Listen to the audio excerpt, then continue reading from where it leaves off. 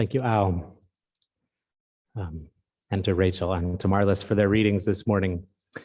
If you're not here in person, I don't know if you've seen the candles here and, of course, the wise men figures that we've got here in the front to mark this day, our celebration of Epiphany.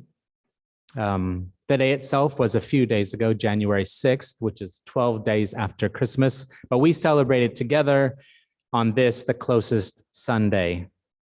And it is the close, so to speak, of this birth narrative that we've been looking at over the weeks. And so now we have the last people in our nativity sets, if you have those. And I know some of you do traveling wise men and kind of start now. I was at Marlis's house this week, and she had the wise men somewhere across the room because they hadn't arrived yet. And I love that. They, of course, arrive, as we heard, a little after the birth of Jesus, but we, of course, forgive them because they apparently came from much further than all the other characters who might have been a little bit closer. And we talk about the significance of these wise people from the East. I will talk about them in a moment, but first I want to talk, like Nathan did, about this epiphany, this shining light. So this story, this event, our celebration takes its name Epiphany from, as Nathan said, Epiphanius. It's this idea of shining light on. Shining, I mean, if you know Greek, if you're doctors, you probably know those words in parts. To shine light on. The obvious reference is, of course, to the star, shining the light to guide these learned, wise people to the king that they have been looking for. But we've seen this light throughout this birth narrative, marking the miraculous movement and moment of God breaking into our reality in a new way. And so we see the light of the angels.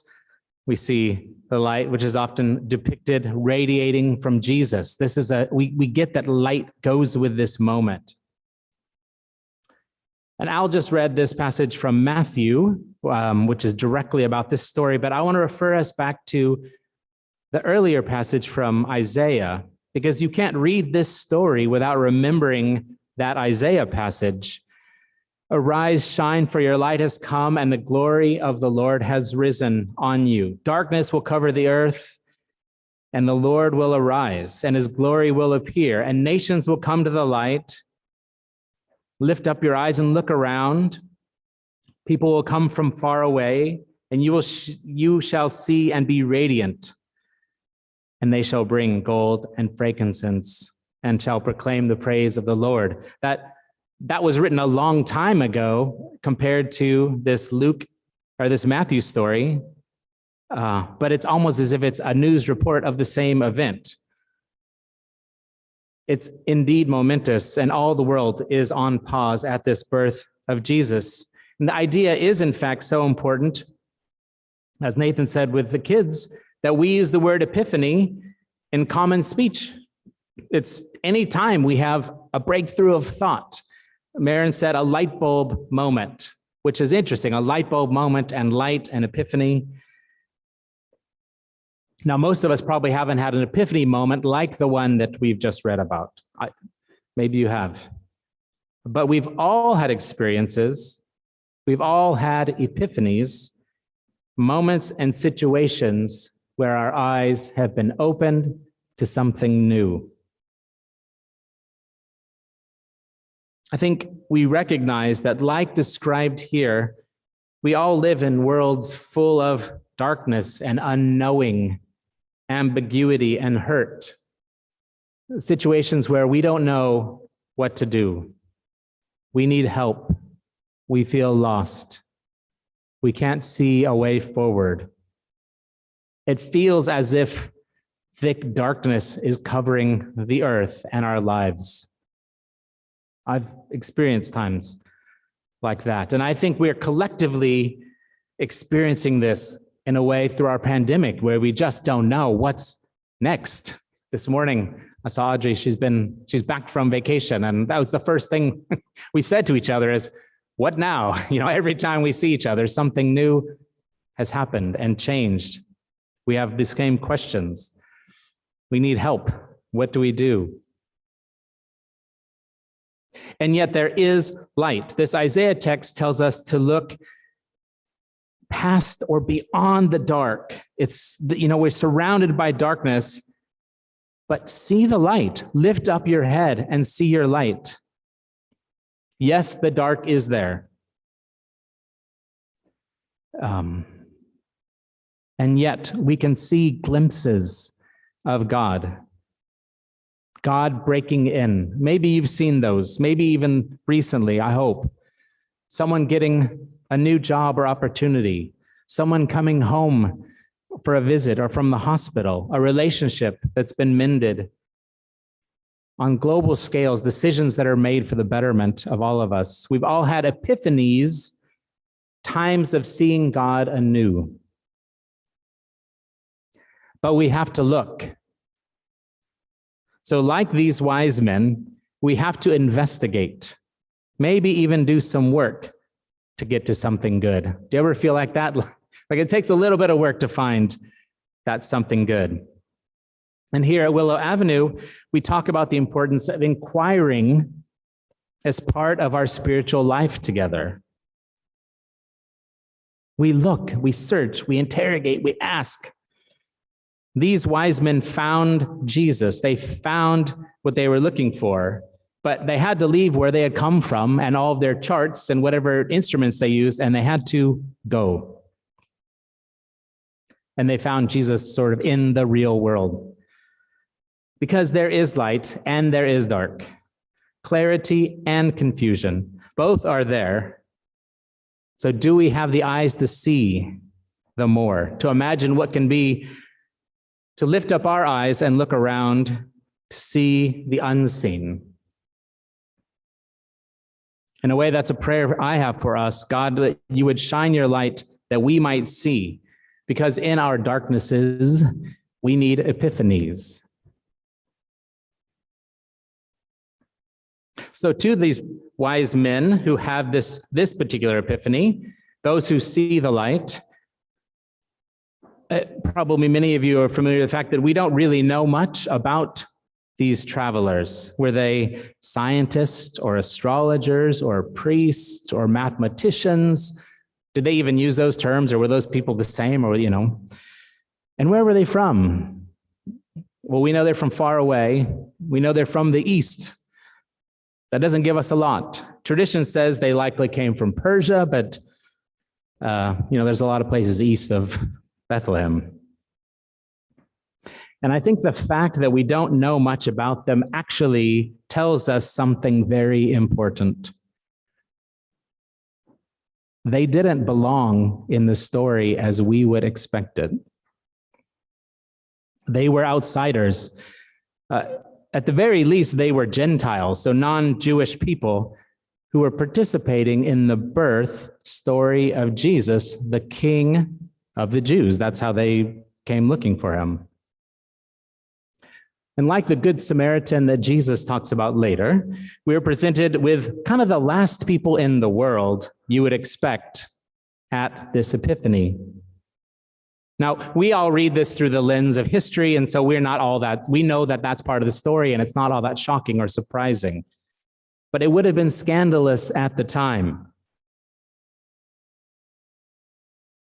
And so here they come, and they join, an underage virgin poet songwriter, this silent, faithful father person, these poor, uneducated shepherds, otherworldly angels, lots of animals, if we believe our children's story versions of it.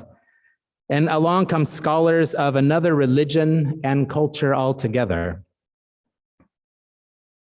So people that God's people did not consider could be part of God's people coming to Jesus. And the religious people are not there. Well, we read about them on the edges of the story, don't we? As would be the case throughout Jesus' life and ministry.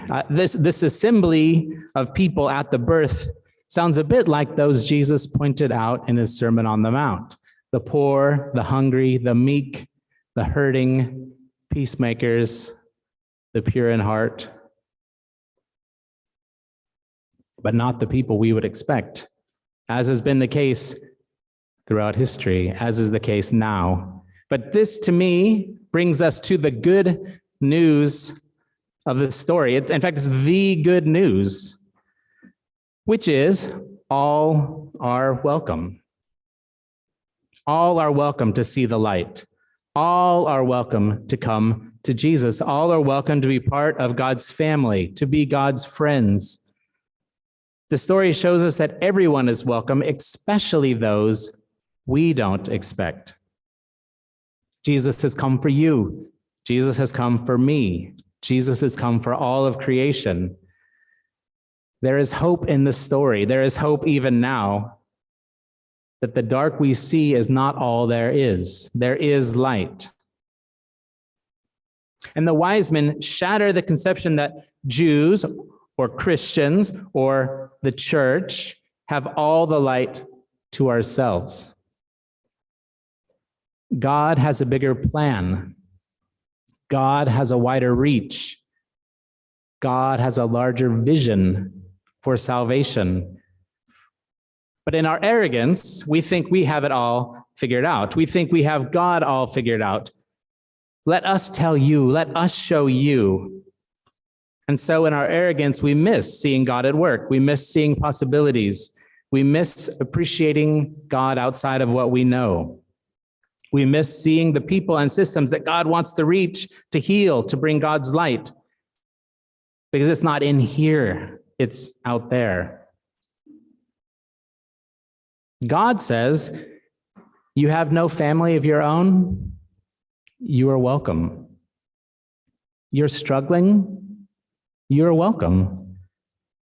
You don't fit in somewhere else, you are welcome. You're broken, you are welcome. You're seeking, you are welcome. You're addicted, you're divorced, you're out of work, you're mean. You are welcome. I am welcome. We are welcome. With Jesus, all are welcome. Period. That's the end of the sentence. All are welcome. And so, like these wise men in the story, we get to join this blessed community.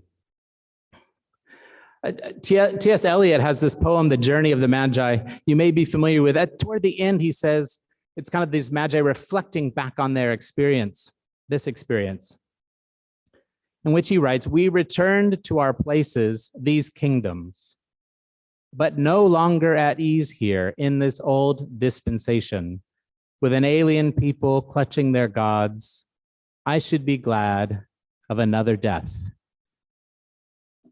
You have to read the whole rest of the poem to understand the context for that. But in other words, when you have seen this light, when you have been embraced by God's unconditional acceptance and love, you can't go back. You can't go back to wherever they were from, unchanged. You don't want to go back because you now belong to something new. This community that has also experienced this epiphany, these epiphanies. And so in this passage that we read from Ephesians, we heard that we now are also bearers of this light. And this light, this goodness, hope, and love is for everyone, just as it has been for us. And so we are compelled to share what we have found, which has been God's plan all along.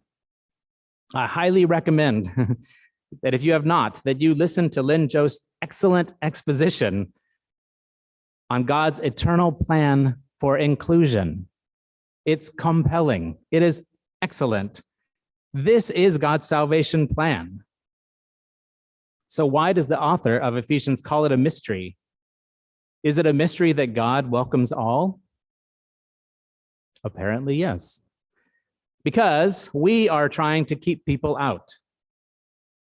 We make rules. We put up barriers. We put up walls. We skip over the parts of the Bible that talk about God's loving and inviting nature and pull out the list of laws because they make sense to us. and they're in there. But Jesus didn't do that. He didn't. He said, come. Over and over, he said to people, come. You'll be transformed as we go. This light will rub off on you. I will rub off on you, but come. But we who were once the ones he called, we were like the Magi or the tax collectors and sinners. Once we get in, we forget. We are now in us. We are now inside. And the people out there are different than us. And they need to be like us to be a part of us. So we put conditions on our welcome. It happens. I think everyone knows it happens. And so this reminder in Ephesians of this good news, I have become a servant according to the gift of God's grace that was given me by the working of his power. Although I am the very least of the saints, this grace was given to me to bring to others the news of the boundless riches of Christ. So another mystery then. It is a mystery that God would save even us. Because most of us, as I look around the room, and I know there's many people on the Zoom, we wouldn't make the list of who's in throughout time.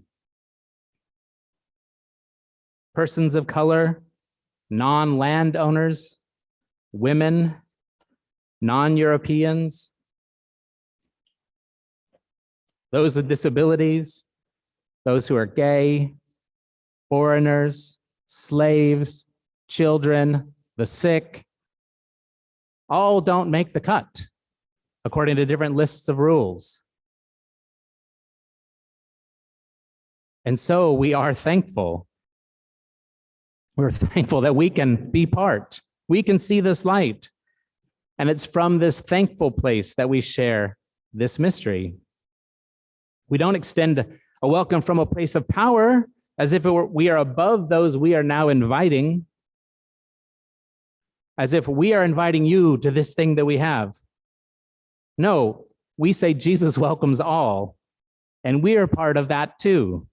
That is the Epiphany. That is light and darkness. And this is threatening to the powers that be. In the story, we read about the religious powers not being happy about this very thing. And sometimes those powers that be are us, because we want to decide who's in and out. And if we give that up, we lose our power, our control. But what happens? And how we keep things orderly and how we want them. This is the upside down way of God, because in giving up our power, God's light can shine through instead. God's love shines through instead. And our eyes are opened to possibilities we couldn't otherwise see. And it can be uncomfortable. It is revolutionary, but it is not new. We read about it in Isaiah. People from around the world will come and see. We read about it in the story of the wise men, outsiders taking part in the salvation story. We read it in the Ephesians text. We've experienced God, and we invite others too. God's story is full of this truth. Jesus taught and demonstrated this truth.